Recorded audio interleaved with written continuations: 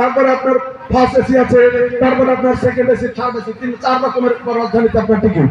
একবার first class একটা first AC, একটা সেকেন্ড এসি, একটা থার্ড এসি, এই যে 3-4 রকমের হলো। আল্লাহ জান্নাতটা 13 ডিগ্রি স্তর করেছেন, ফার্স্ট সেকেন্ড এরকম করেছেন।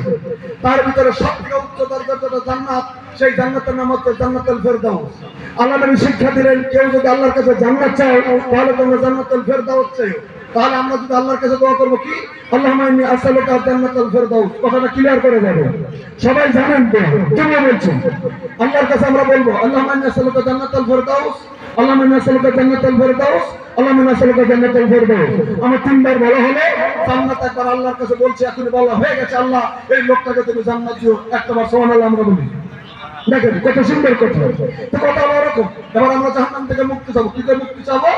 আমরা জাহান্নাম থেকে মুক্তি চাবো, আল্লাহর কাছে বলবো আল্লাহ আল্লাহুম্মা আযিরনি মিনান নার, আল্লাহ তুমি আমাকে জাহান্নাম থেকে মুক্তি দাও, আল্লাহ তুমি আমাকে জাহান্নাম থেকে বাঁচিয়ে দাও, আল্লাহ তুমি জাহান্নাম থেকে আমাকে মুক্তি দাও। আমরা যদি 3বার বলি, এই যে 3বার বললাম আল্লাহুম্মা আযিরনি মিনান নার, আল্লাহুম্মা আযিরনি মিনান নার, আল্লাহুম্মা আযিরনি মিনান নার। জাহান্নামের পর আল্লাহর কাছে বলা হয়ে গেছে আমার জন্য, আল্লাহ তো তুমি এই লোকটাকে জাহান্নাম থেকে মুক্তি দাও। জাহান্নাম একবার বলবে, তাহলে জীবনে যতবার বলবেন প্রতি 3বারে একবার জান্নাত একবার জাহান্নাম আমাদের জন্য আল্লাহর কাছে সুপারিশ করবে। এই কথাগুলি আমরা জানি যথেষ্ট, কিন্তু কিছু কিছু কিছু কিছু কথা আমাদের মনে থাকে না। খুব ভালো করে মনে রাখবেন, অনেকদিন পরে পরে যখন কোনো লোক মারা যায়, জানাজায় যাওয়ার পরে আবার ইমাম সাহেব বলে যায় জানাজার নামাজ কয় তাকবীরে 4 তাকবীরে। অনেকের হয়তো মনে আছে, যারা মৌলভী সাহেব, অনেকের মনেই নাই। এখনো যদি আপনারা যে কটা লোক বসে আছেন যদি বলি যে কাপড়ের কাপড়টা বিছিয়ে দেন, তো এখনই বলবেন যে ইমাম সাহেব বিছান, এখনই বলবেন সমাজের মুন্সি সাহেব বিছান।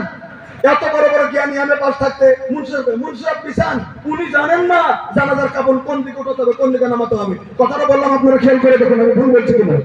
পারবেন না? এখানে যদি 100টা লোক থাকেন তার ভিতরে 5 জন পারবেন, 95 জন জানাজার কাপড়টা পেঁচাইতে জানেন না।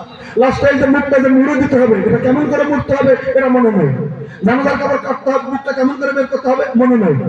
এখন বুদ্ধি নাই, যদি একজন চালিয়ে দিচ্ছেন সেটা আলাদা, কিন্তু কোনটা আগে কোনটা পরে দাম দাম একটু হিসাব করে রাখতে হবে, খেয়াল আমাদের নাই। কিন্তু কেন নাই? কিছু কিছু দিন পরে পরে মানুষ মারা যায়, ওই জন্য মনে নাই। কিছু কিছু দিন পরে পরে মারা যায়, প্রতিদিনই মারা যেত, ডেইলি করতেন, অপাস হয়ে যেত। ডালদা ভাত তেমন লোক প্রতিদিনই জানা আছে, ব্যাপারটা আলাদা জিনিস। ডালদা ভাত প্রতিদিনই খাই জানা আছে, এই হলো কাহিনী। আমি বলছিলাম এটা একটা জালসা, এটা অনুষ্ঠান।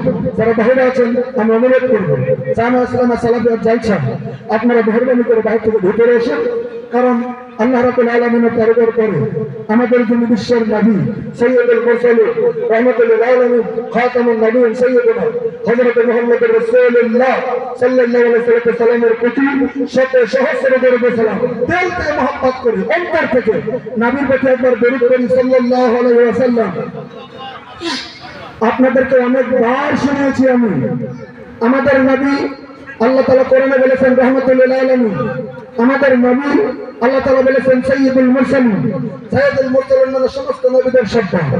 আমাদের নবী পৃথিবীর জমিনের ভিতরে রহমতের টুকরা নবী, আমাদের নবী গোটা পৃথিবীর জমিনের ভিতরে সম্মানিত নবী, আমাদের নবী কঠিন কিয়ামতের দিন সর্বপ্রথম মাথা বের করে উঠবে, আমাদের নবী কঠিন কিয়ামতের দিন সমস্ত নবী রাসূল হযরত আদম থেকে নিয়ে ঈসা রুহুল্লাহ পর্যন্ত